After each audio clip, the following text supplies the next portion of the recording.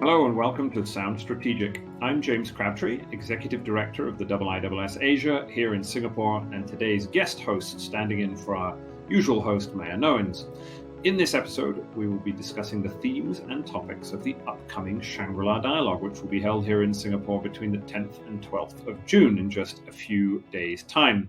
To discuss this, I'm joined by my colleague, Meia Nouwens, the normal co-host, IISS Senior Fellow for Chinese Defense Policy and Military Modernization, and my colleague, Aaron Connelly, Senior Fellow for Southeast Asian Politics and Foreign Policy. Welcome, Meia, and welcome, Aaron.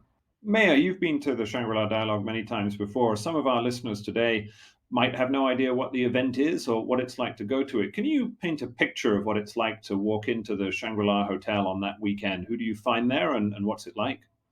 Sure. I mean, in one word, I think it's busy. It's a hub of activity that never really ends. Walking into the lobby, you'll see everything from high ranking officials and ministers from countries across the region, as well as beyond, to other working level officials, think tankers, media personalities, all talking, mixing, sharing ideas, takes from the plenaries, but also, of course, the side events that happen alongside the plenary sessions where some more off the record and frank discussions are held. Aaron, what about you? You've been to a number of these before. What are your impressions, just for people who've never been? Meia nailed it. It is shocking how busy the lobby of the Shangri-La Dialogue is for those 48 hours plus. The really interesting part of the dialogue for me is always the special sessions. The plenary sessions, have multiple defense ministers speaking. The special sessions, which are held off to the side of the main ballroom, are usually a little bit more frank and a little bit more candid between the participants. And so sometimes that's where the fireworks happen, if that's the case, or really interesting conversations between parties that might normally be at odds, but actually see eye to eye on surprising issues. So the Shangri-La Dialogue invites more than a couple of dozen defense ministers into this hotel for the weekend to give speeches and have meetings with one another. I think it would be fair to say that the main theme every year is the relationship between the United States and China. So let's dive into that. Meia, we know that General Wei Fenghe, the defense minister of China, will give a speech at the dialogue. What do you expect him to say, and where are we at from the Chinese side with relations between the two superpowers? I think relations between the two superpowers at the moment are continuing on the downward trajectory that we've seen in the past. There's been a little bit of an uplift since the last 2 years in terms of the defense ministers actually speaking over the phone. We predict that that will happen again this year.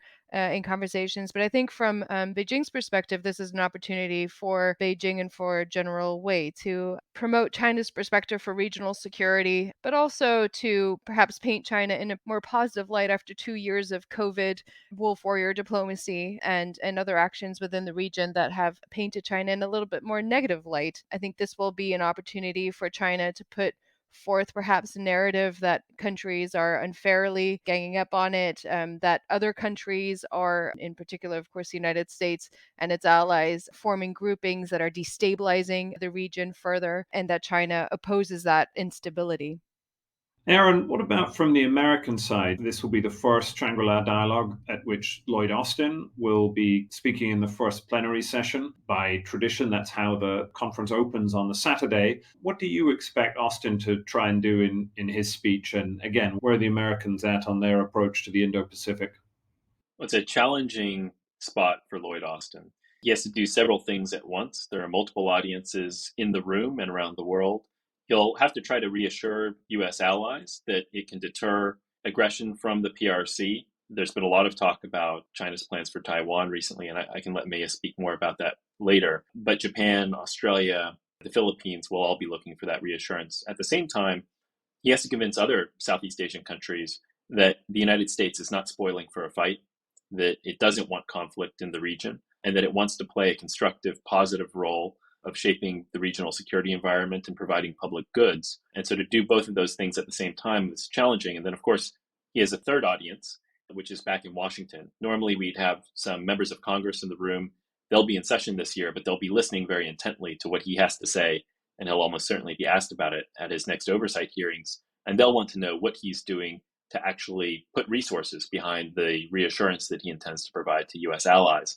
And so to do all those three things at the same time is a very challenging gig for him. Meia, some listeners to Sound Strategic are probably quite familiar with Lloyd Austin. We did a lecture with him last year at the IISS, which we discussed on this podcast. Our listeners may be slightly less familiar with General Wei Fenghe on the Chinese side. Could you tell us a little bit about him? Sure. So General Wei, I think we have to understand is he's the Minister of Defense for China. In his role, he really is the public face of People's Liberation Army and of the military wing of the Chinese Communist Party. We have to remember that the PLA is the party's army, not necessarily the country's army. Though he has a high diplomatic position, he doesn't actually have much power within the People's Liberation Army. And so General Wei's remarks are usually quite scripted, limited in what he can say, and aren't necessarily weighty as those perhaps of General Lloyd Austin, in the sense that what he says is a reflection of what's already been decided, not necessarily in terms of his decision-making power within the PLA. In that sense, we should see him as very much a figurehead, but not necessarily a decision maker in and of itself. Aaron, just on the back and forth between the US and China, one of the interesting things about the dialogue is the reaction between the two speeches. The US Defense Secretary speaks on Saturday morning, the Chinese Defense Secretary on Sunday morning. You've watched a number of these exchanges, and they do often become exchanges. Could you say a little bit about that, what people are watching for, the ordering of the speeches? Yeah, absolutely. So the United States Secretary of Defense is usually the second speaker at the dialogue after the keynote address on Friday night. And that gives him an opportunity to set the tone and set the stage for the dialogue. A very conflictual speech by the U.S. Secretary of Defense, in one case during the Obama administration, prompted a rewrite from the Chinese representative speaking the next day. That will probably have some influence on what the Chinese decide to say on Sunday morning. But it also sets the tone for the rest of the plenary sessions as well. Others in Southeast Asia, in Japan, Australia, and in Europe will take some cues from the tone of the speech that's given on Saturday morning. In previous years, during the Obama administration, secretaries of defense would sometimes give a more sharply worded speech in the United States first, before then flying to Shangri-La and delivering a slightly softer touch version of the same speech. I don't know if that will happen this year, whether Lloyd Austin intends to deliver a harder speech in the United States before flying out, but in recent years, they've combined the two speeches and tried to, speak to those multiple audiences in the same speech. And I would imagine there will be some, as I said earlier, that's really the challenge for Lloyd Austin, because everyone has the text of every speech. Everyone listens to every speech. It's not really possible to give a speech at one of the service academies in the US and then fly out to Singapore and expect that only Americans will listen to the speech in the US and only Asians will listen to the speech in Singapore. So I think they'll probably try to combine the two. Aaron, let me stick with you. Many of our listeners on Sound Strategic will have spent a lot of time over the last couple of months thinking about the war in Ukraine. Indeed, we've also discussed that at length on this podcast. How do you think the shadow of Ukraine is going to be reflected in the dialogue, in the speeches of ministers from the Asia-Pacific region predominantly? It's a very different context out here compared to in Europe. And so at Davos, which was just held in Switzerland, or at the Munich Security Conference, which was held just prior to the outbreak of war in Europe in February, the atmosphere would have been very different and the context would have been very different. Most Southeast Asian countries have sought to avoid choosing sides in the conflict in Ukraine.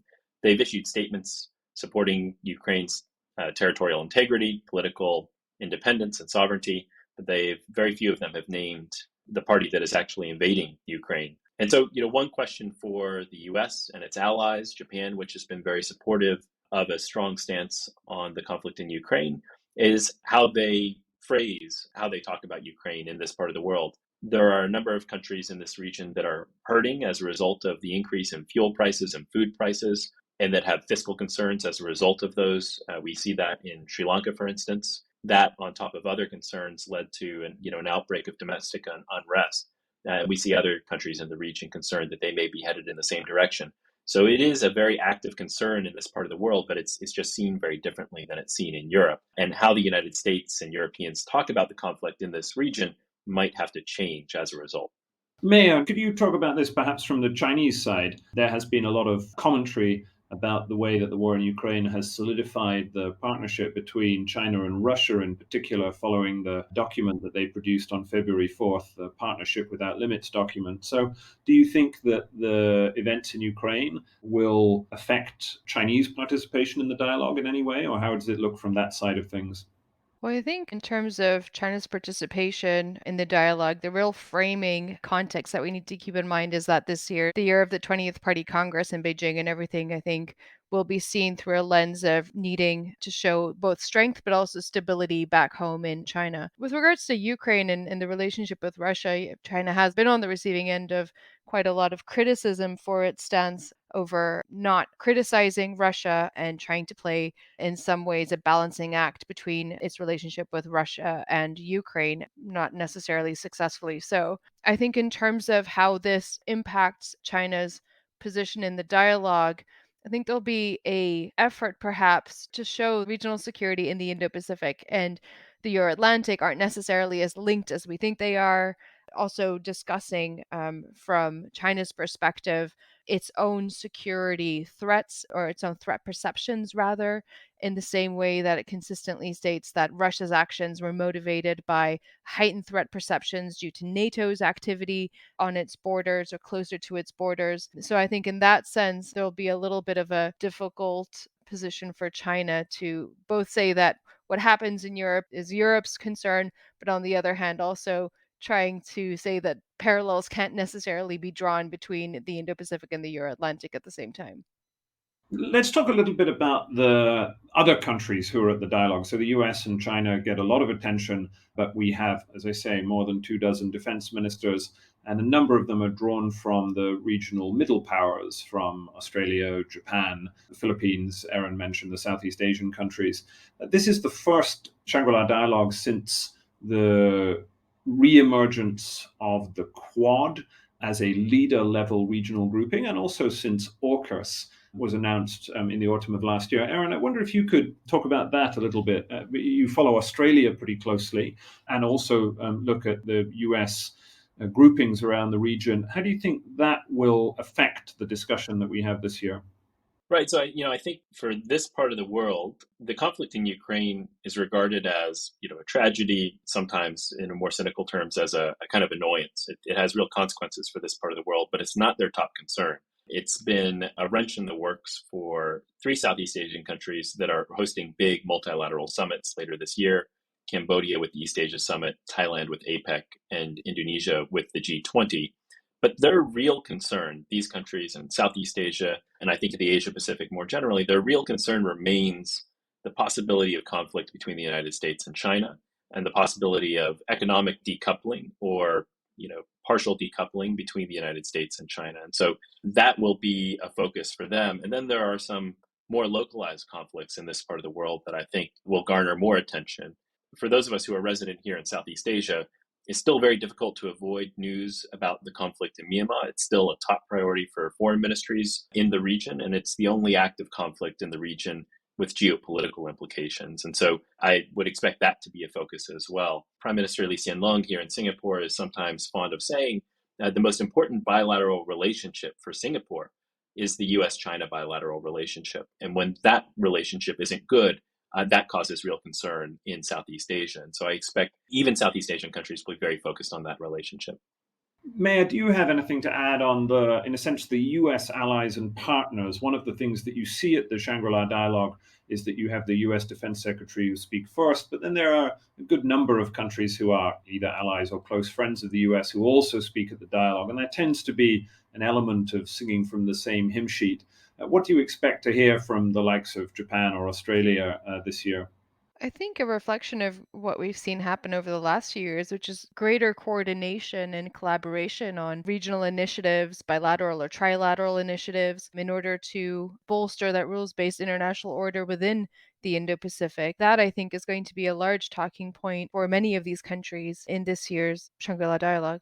Aaron, you wanted to come back in. It's worth noting that when we last held the Shangri-La Dialogue in 2019, there was a kind of incipient effort by the Trump administration and Abe Shinzo in Japan, Narendra Modi in India, and the coalition government that's just left office in Australia to put the Quad back together, having dissipated after 2007. Not a lot came of that during the Trump administration's term in office, but when the Biden folks came into office, it really took off. And it took off in a kind of different direction than I think many people had expected or hoped. It's more focused on providing these public goods to the region and less focused on providing a real balancing coalition against China. And so there are real questions as to whether or not the Quad can do either of these things well. The vaccine initiative that was announced by the Quad last year was slow to get off the ground and didn't have the impact that I think the partners would have hoped. And it has yet to really do the hard balancing in the defense space that is its real promise for the Quad partners. And finally, there are real concerns among Southeast Asian countries about the effect that the Quad will have on the regional security environment. They don't want it to exacerbate tensions between the US and China in particular. And they also are concerned that if it's engaged in providing all these public goods, then why can't those public goods be provided in more inclusive forms? And China has used that particular line of attack against the Quad to great effect in Southeast Asia. So one thing to watch at this year's Shangri-La Dialogue is how those debates play out between the United States and China. Does the United States mention the Quad? When Narendra Modi came to give the keynote address at Shangri-La in 2018, he did not mention the Quad, even though it was clearly something that was on the mind of Prime Minister Modi and his team. Does Lloyd Austin mention it? How does he frame how the Quad will respond to regional security challenges? And how do others at the dialogue respond to it? How do, say, the Malaysians or the Singaporeans or the Indonesians? Do they speak about the Quad, or do they sort of assume a watching brief and wait for it to develop further? I think that'll be one thing to watch. Meia? Maybe if I can just add on to that, I mean, Quad and AUKUS aside, I'd be interested to see how Europeans discuss their interests in the Indo-Pacific this year. The last 2 years, we've seen a number of Indo-Pacific strategies published by not just the European Union, but member states, as well as the United Kingdom. Ongoing security concerns in the Euro-Atlantic following Russia's invasion of Ukraine. I think there is a question as to how countries in Europe are going to be able to balance security needs at home with their stated interests in playing a security, but also, a wider role of engagement in the Indo-Pacific. So how is that still possible? To what extent has that changed post-Ukraine? And how are they going to reflect that in their engagement in the Shangri-La Dialogue? I would just think that's exactly right. At the last several Shangri-La dialogues before the pandemic, we saw a number of European countries come out to Singapore and pledge greater investment, a greater commitment to East Asia. And they had a number of different terms for this, whether it was a framework or a tilt. But the bare minimum in terms of commitment to the region is showing up at a big regional defense conference like this. Hillary Clinton was fond of quoting Woody Allen and saying that half of life is showing up. And that was the United States approach during its pivot under the Obama administration. If the European partners can't show up, if they are distracted, as this region would see it, by the conflict in Ukraine, I think Europeans might see that very differently. But if they are seen as being distracted by the conflict in Ukraine, I think that will have an effect on how those policy initiatives are seen in this part of the world. May I just say a little bit more about AUKUS? It was big news when it happened last year. You will have the US, Australia, the UK represented at the dialogue in one form or another. This is part of a wider change around the region to proliferation of minilateral security groupings. Just say a little bit more about that. What's interesting with AUKUS is, of course, not just the impact that it had, I suppose, on European responses to this, not just Chinese responses and criticisms of AUKUS, but we had a significant impact for a while following the announcement on UK-Europe relations, and which raised questions on whether the UK and European member states could continue to cooperate in a meaningful way in the Indo-Pacific. I think we've moved past that now, and we see that actually there is going to be greater coordination, cooperation, and that this was a diplomatic stumbling block, but one that can be overcome. I think in terms of China's response, I think this is seen as another example of coordination against China rather than coordination amongst three like-minded states for bolstering, as they say, the rules-based international order. A lot of focus, of course, was placed on the submarine deal within AUKUS. But what I find more interesting and what I'll be watching play out over the next few years is the other aspects that were mentioned within AUKUS. And that was collaboration and cooperation on innovation and research and development with regards to emerging and disruptive technologies between the three countries. And now also, I think we can count Japan into that as well.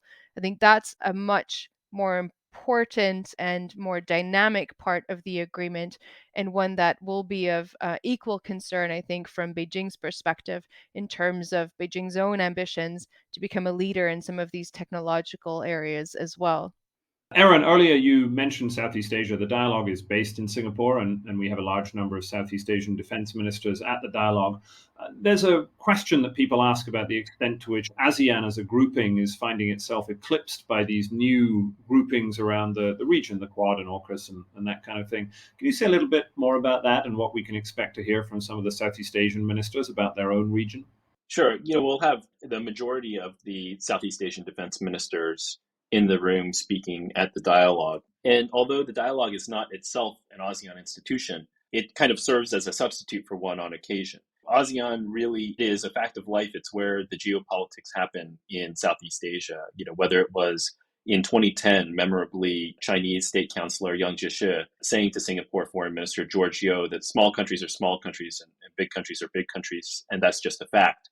Which was really a remark that presaged China's island building in the South China Sea. The decision in 2012 by Cambodia, when it was acting as ASEAN chair, to prevent the issuance of a joint communique for the first time in ASEAN's history, that really presaged Cambodia moving much more solidly into Beijing's camp within the region. And so we often see trends emerging in the geopolitics in the region through what we can observe from ASEAN, from diplomacy at ASEAN institutions, and indeed at the Shangri-La Dialogue as well. People sometimes don't like the concept of ASEAN centrality. They feel like ASEAN is not playing a particularly active role in regional affairs. But when we talk about ASEAN centrality, what we really mean is the fact that it plays this kind of central role in the diplomatic architecture. The fact that even if ASEAN is not driving the geopolitics in the region, ASEAN is where the geopolitics happen. And so I would expect it to be name-checked by a number of ministers, especially respect for ASEAN centrality. I am sure that we'll hear that from the U.S. Secretary of Defense and from Chinese Defense Minister Wei Fenghe. But I think we'll also see it discussed more broadly by the Southeast Asian defense ministers and some of the challenges to that centrality. And Myanmar, for instance, is one of those challenges, how it deals with some of these challenges, not just AUKUS, but also these internal challenges like Myanmar. Aaron, so say a little bit more as a final question about Myanmar. Those listening can go on the IISS website, and if you choose to, you can have a look at the outline agenda so you can see the list of all of the topics that will be discussed at the dialogue. And as Aaron mentioned, we have 3 what are called special sessions, one of which is on Myanmar. Aaron will be chairing that session. So say a little about that, Aaron, and how we have tried to reflect that trouble spot in the region in our program this year. Well, there are really different views within the region and more broadly in the international community on the conflict in Myanmar. We have tried to craft a balanced panel that will bring together those different perspectives and also invited a large number of non-government representatives from Myanmar to the dialogue so that they will be in a position to ask questions of these government representatives from around the world, most of whom are acting in a kind of special envoy role with a responsibility for Myanmar, as to, what the path forward is. The conflict at the moment looks intractable. Violence affects the entire country at this stage. And so there's a real struggle within the international community to find a way forward and to agree on a path forward, to come to some kind of consensus. And we hope that the Shangri-La Dialogue will help to play a role in forging that new consensus. And that's all we've got time for. So thank you very much to Meia in the United Kingdom and Aaron here in Singapore. And thank you all for listening. We hope you enjoyed this episode. For live coverage and in-depth analysis of the Shangri-La Dialogue as it is going on, you can follow the IISS on Twitter or LinkedIn, or visit the IISS website, or indeed you can watch the Shangri-La Dialogue as it's happening on YouTube, on the IISS YouTube channel. You can find more information in our show notes. As usual, please do follow, rate, and subscribe to Sound Strategic wherever you listen to your favorite podcast to keep you up to date with all of the latest episodes. Many thanks for listening, and see you next time.